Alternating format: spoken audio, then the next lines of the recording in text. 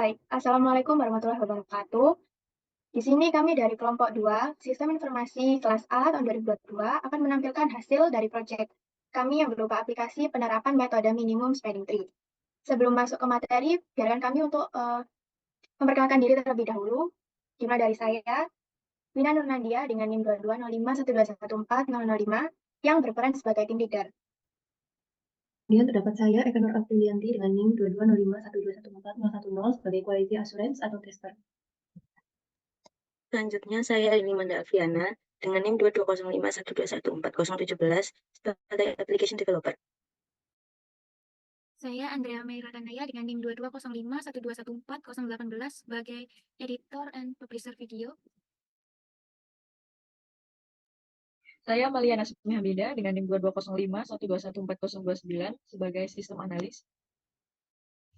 Saya Ismi Fitriani dengan NIM 220512140032 sebagai Presentation Material Creator. Untuk yang pertama dapat definisi dari spending tree. Pohon rentang minimum atau pohon rentang berbobot minimum, yang bahasa Inggrisnya adalah minimum spending tree atau MST, adalah himpunan bagian dari himpunan garis-garis atau edge, suatu graf berbobot tak berarah yang menghubungkan semua titik tanpa membentuk siklus dan dengan total bobot minimum. Dengan kata lain, ini adalah pohon rentang yang total bobotnya minimum. Selanjutnya adalah algoritma. Yang pertama ada algoritma Kruskal, adalah salah satu algoritma yang menemukan minimum spending tree atau MST dari sebuah graf berbobot. MST adalah subgraf terhubung dari graf yang tidak memiliki siklus dan mencakup semua simpul dengan bobot total minimum. Algoritma ini bekerja dengan cara memilih tepi dengan bobot terkecil yang tidak membentuk siklus saat ditambahkan ke MST.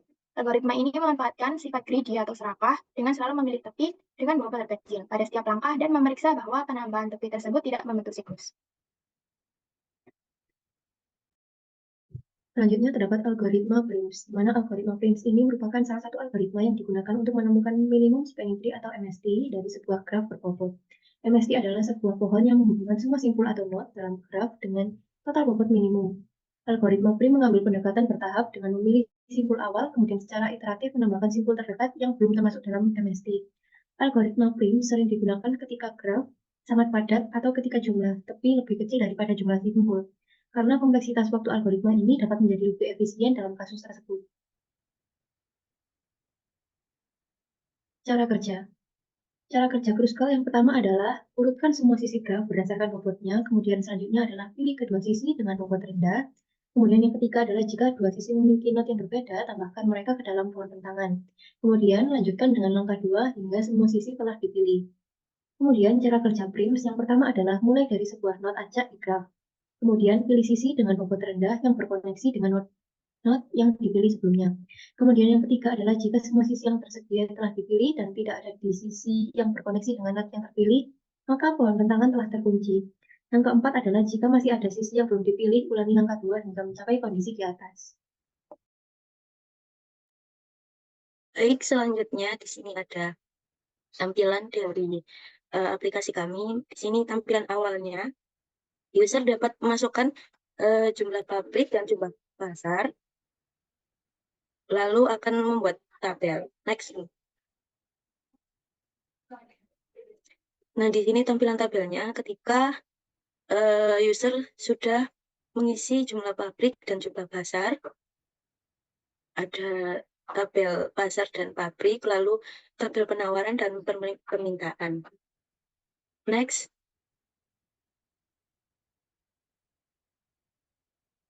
Selanjutnya untuk tampilan output di sini ketika user sudah mengisikan semuanya, lalu mengklik tombol hitung biaya akan muncul bobot total, hasil bobot total dan biaya minimum dari studi kasus yang dicoba. Bisa next.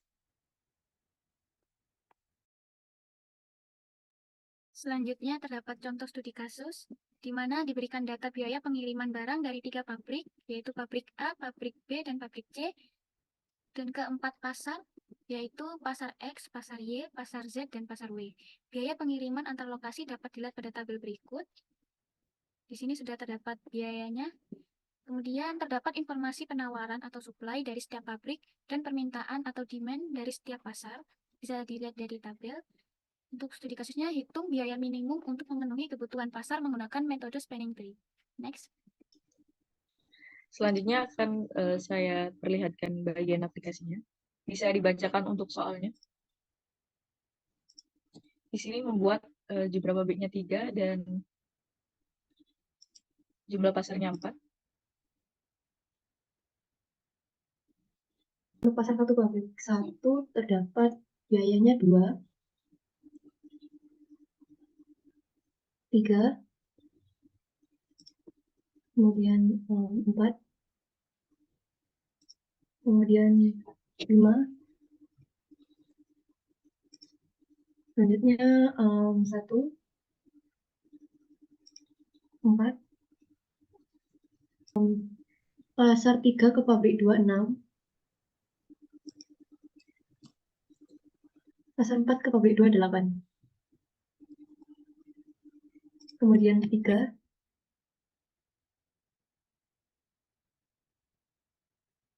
2,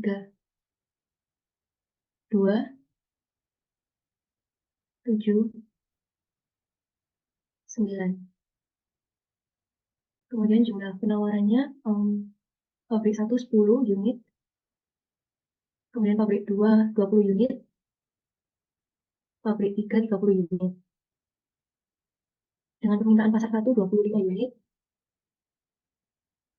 pasar 2 30 unit, pasar 3 15 unit, dan pasar 4 20 unit. Baik, selanjutnya akan langsung menggunakan tombol hitung biaya. Maka akan tertampil bobot totalnya 7 dan biaya minimumnya 140. Kemudian di sini ada code-nya dari HTML, CSS, dan JavaScript. Selanjutnya ada keunggulan aplikasi. Yang pertama, kesederhanaan dan keterbacaan. Aplikasi ini dirancang dengan sederhana dan mudah dibaca. Hal ini mempermudah pengguna untuk memahami langkah-langkah perhitungan biaya minimum menggunakan metode MST. Kemudian yang kedua, interaktif dan mudah digunakan. Aplikasi memberikan antarmuka yang interaktif, memungkinkan pengguna untuk memasukkan parameter seperti jumlah pabrik, jumlah pasar, biaya transportasi, penawaran, dan permintaan dengan mudah melalui formulir input. Ini meningkatkan kemudahan dalam penggunaannya. Kemudian yang ketiga, ada fleksibilitas dan dapat dikembangkan. Kode JavaScript yang digunakan dalam aplikasi ini dapat dikembangkan lebih lanjut untuk mengatasi skenario yang lebih kompleks atau untuk menambah fitur tambahan sesuai kebutuhan. Ini memberikan fleksibilitas dalam pengembangan dan penyesuaian. Selanjutnya ada kelemahan aplikasi. Yang pertama, otomasi terbatas. Aplikasi ini memiliki keterbatasan dalam otomasi proses perhitungan MST. Penggunaan masih perlu memasukkan nilai-nilai biaya transportasi, penawaran, dan permintaan secara manual. Sebagai pengembangan lanjutan, otomasi lebih lanjut dapat ditambahkan untuk meningkatkan efisiensi. Kemudian yang kedua ada validasi input terbatas. Aplikasi ini belum memiliki validasi input yang lengkap. Meskipun memerlukan input berupa angka dan memerlukan beberapa validasi minimal, perlu penanganan lebih lanjut untuk memastikan input sesuai dengan batasan dan kebutuhan yang benar. Kemudian, yang ketiga ada pemrosesan pada sisi klien atau client side. Perhitungan MST dilakukan pada sisi klien atau browser pengguna yang dapat menyebabkan beban komputasi pada perangkat pengguna. Pengelolaan sisi server atau server-side processing dapat menjadi alternatif yang efisien, terutama untuk masalah yang lebih besar dan kompleks. Baik, kesimpulan dari penerapan aplikasi yang kita terapkan menggunakan metode minimum spanning tree atau MST adalah aplikasi ini telah dikembangkan dengan memiliki keunggulan dalam kesederhanaan dan keterbacaan, serta memberikan antarmuka yang interaktif dan mudah digunakan bagi pengguna. Dengan fokus pada perhitungan biaya minimum dalam distribusi barang dari beberapa pabrik ke pasar, aplikasi ini dapat memberikan fleksibilitas bagi pengguna untuk menginput parameter-parameter seperti jumlah pabrik, jumlah pasar, biaya transportasi, penawaran, dan permintaan. Namun, aplikasi ini juga memiliki beberapa kelemahan seperti otomasi yang masih terbatas dan validasi input yang belum sepenuhnya komprehensif. Selain itu, pemrosesan pada sisi klien dapat menimbulkan beban komputasi pada perangkat pengguna, terutama ketika menghadapi masalah yang lebih besar dan kompleks. Namun secara keseluruhan, pengembangan aplikasi ini memberikan kontribusi positif dalam memahamkan dan menerapkan konsep minimum spanning tree dalam konteks permasalahan distribusi. Untuk meningkatkan kualitas tersebut, pengembangan lebih lanjut dapat dilakukan dengan fokus pada otomasi yang lebih canggih, validasi input yang lebih ketat, dan penanganan masalah skala yang lebih besar.